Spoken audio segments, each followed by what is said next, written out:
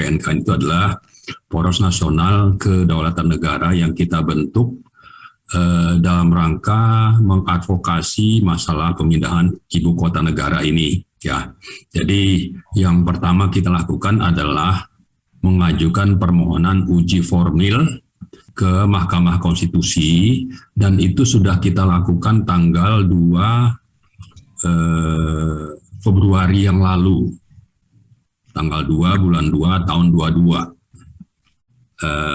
Dan PNKN lah yang pertama kali melaporkan, mengajukan permohonan uji formil ke MK. Memang setelah itu disusul oleh beberapa kelompok masyarakat yang lain.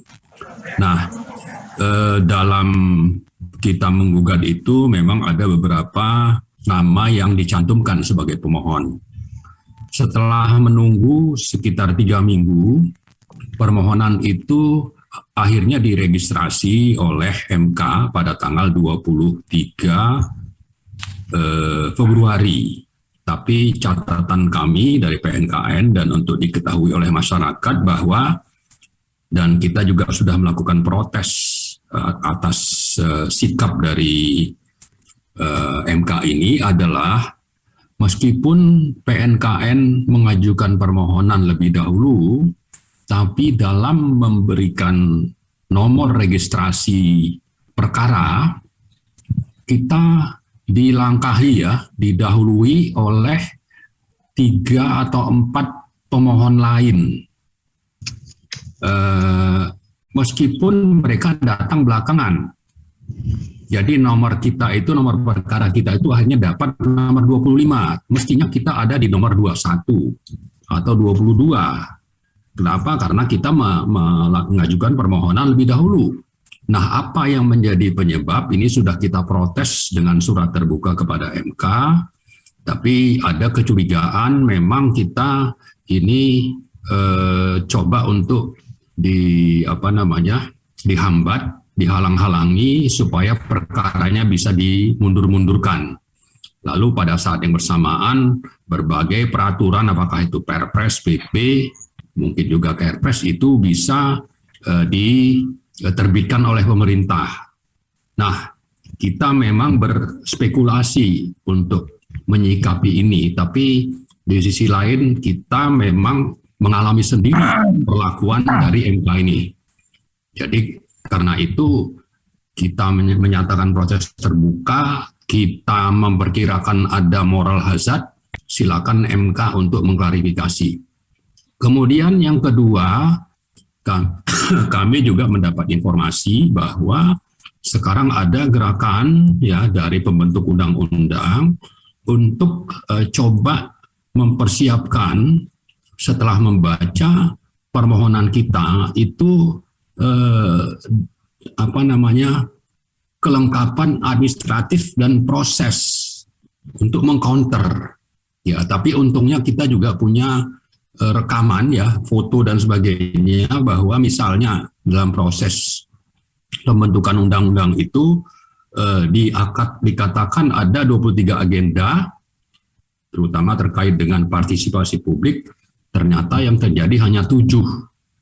Nah, yang lain itu seperti apa, dan kita tidak menemukan data, dan temuan kita ini kita rekam. Silakan saja nanti kita lihat di persidangan. Kemudian hal yang ketiga yang ingin kita sampaikan adalah bahwa 2 hari yang lalu akhirnya PNKN menerima surat dari MK bahwa sidang pertama permohonan uji formil kita itu akan diadakan pada tanggal 16 Maret jam 13.30, dan dinyatakan bahwa ini hanya dipersilakan bagi yang memohon. Nah, kita tidak tahu bagaimana untuk audiens yang lain, tapi kita akan berupaya supaya ini bisa terbuka, minimal seperti acara kita hari ini, agar publik bisa mengikuti apa yang sebetulnya dibahas. Mungkin untuk sidang pertama itu tidak banyak yang dilakukan, kecuali mungkin adalah kelengkapan administratif dan lain-lain. Dan mungkin juga jadwal untuk kita diminta mengajukan perbaikan permohonan.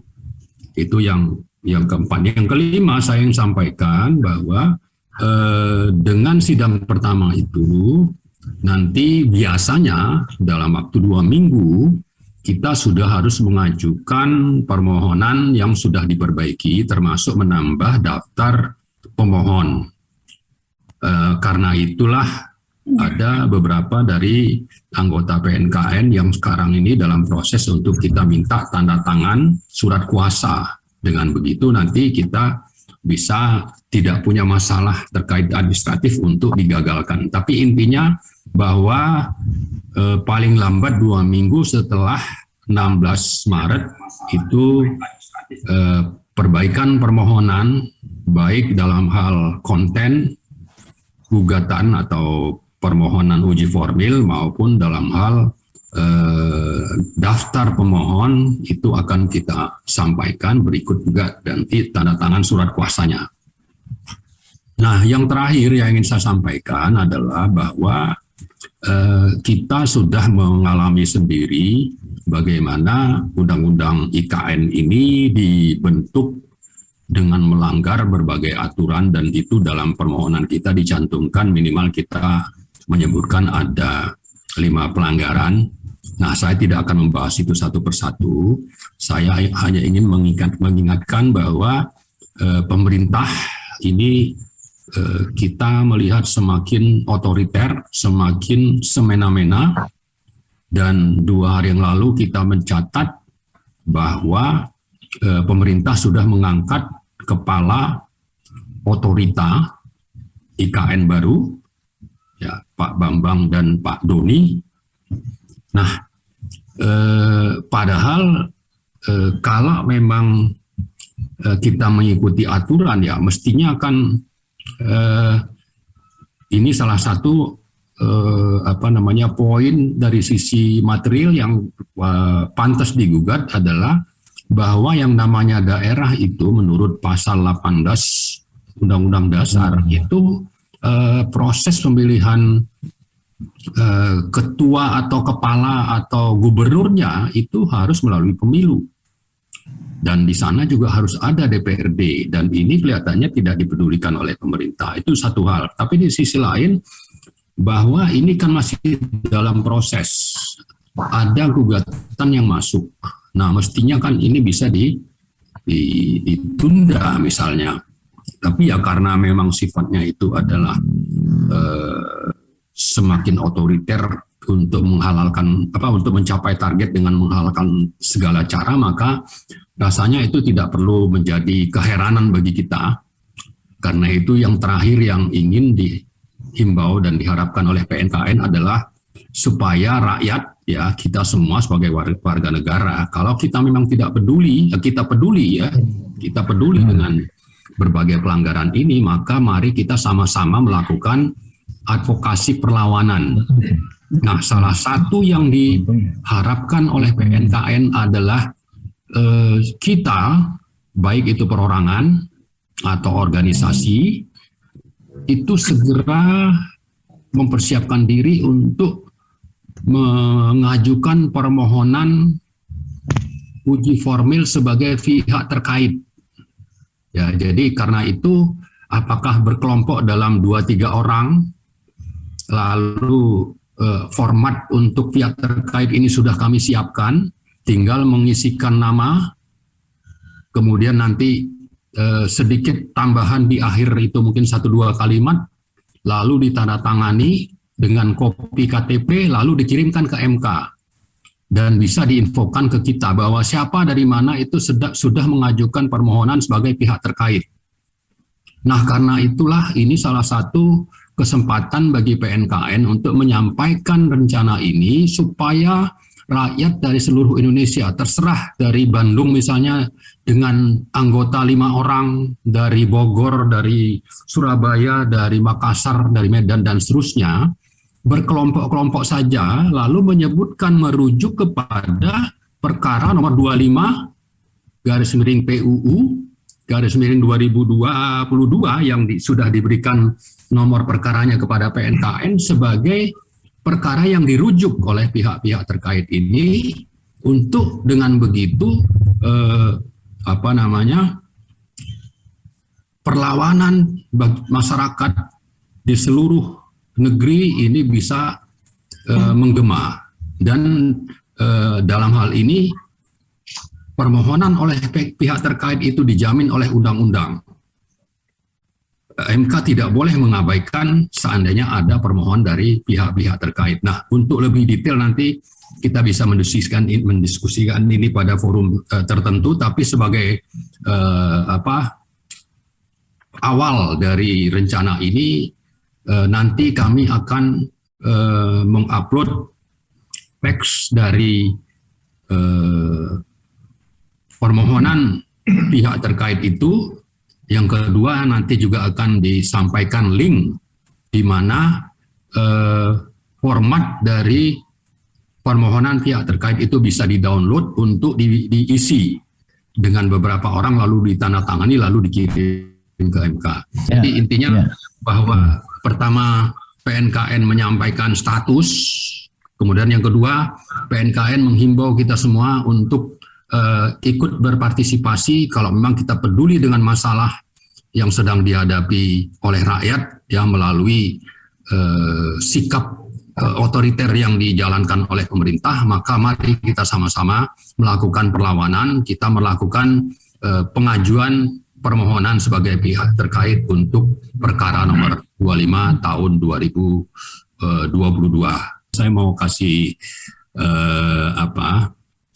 informasi yang mungkin ini bukan sifatnya baru bagi kita semua, tapi sekedar menanggapi apa yang dilaporkan oleh Mr. LBP kepada Mr. Jokowi di Bogor ya beberapa hari yang lalu tentang hasil kunjungan ke Saudi Arabia,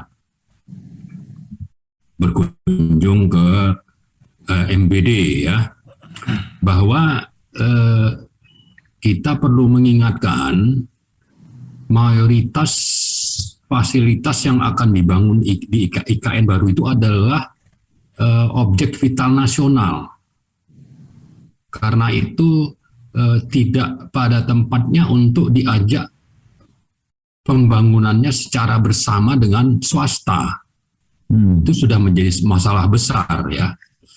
Karena itu kalau memang tidak punya uang dan harus mengakui bahwa ini susah uangnya, ngurus minyak goreng aja nggak bisa ya. Berapa sih subsidi untuk rakyat yang mungkin konsumsi minyak gorengnya itu paling juga tidak sampai 5% dari produksi nasional ya, untuk katakan 2-3 juta ton minyak goreng yang diproduksi Indonesia itu sekitar 50 juta ton, subsidinya supaya rakyat tidak ngantri itu tidak besar, dan itu bisa diambil dari dana potongan dana ekspor yang katanya tahun lalu itu mencapai lebih dari 71 triliun. Artinya gampang kalau mau. Nah, masalahnya pemerintah itu tidak hadir, membiarkan dominasi dari oligarki misalnya untuk mendapatkan keuntungan sebesar mungkin dari pengolahan lahan milik negara dan rakyat pada HGU sawit yang ada di Indonesia, dan itu lebih dari 40% adalah investor dari luar negeri, terutama itu dari Malaysia, dari Singapura, mungkin juga dari Cina. Tapi intinya yang saya sampaikan ya, uangnya tidak ada, kemudian ngurus yang kecil aja tidak bisa. Lalu setelah itu memaksakan diri untuk membangun IKN, lalu ngajak orang lain swasta untuk membiayai, padahal ini objek vital nasional. Ini perlu kita ulang-ulang nih, kita suarakan ini kepada Mr. Jokowi, apalagi sekarang mau minta 3 periode. Ya, saya kira rakyat harus paham ya, bahwa minyak goreng itu kebutuhan dasar bagi orang kecil. Itu aja Anda nggak mampu urus, lalu Anda minta 3 periode, lalu pasang spanduk di mana-mana bahwa Anda berhasil, lalu rakyat butuh Anda untuk terus. Saya kira ini kan kebohongan yang sangat nyata. ya. Dan saya yakin di sini ada teman-teman kita dari Lemhanas, kalau memang concern dengan kelanjutan NKRI ke depan, maka mari jangan gadaikan negara ini kepada swasta, kepada asing, kepada konglomerat, kepada oligarki. Saya ingatkan bapak saya juga dulu pejuang di medan sana itu, veteran ya, waktu itu pangkatnya sersan mayor. Belakangan dia tidak meneruskan jadi guru, tidak jadi tentara tapi jadi guru. Jadi ayah saya itu juga dulu berjuang. Nah sekarang nih banyak konglomerat, oligarki ingin melanjutkan seolah-olah mereka yang berjuang. Padahal mereka ingin merampok dari NKRI.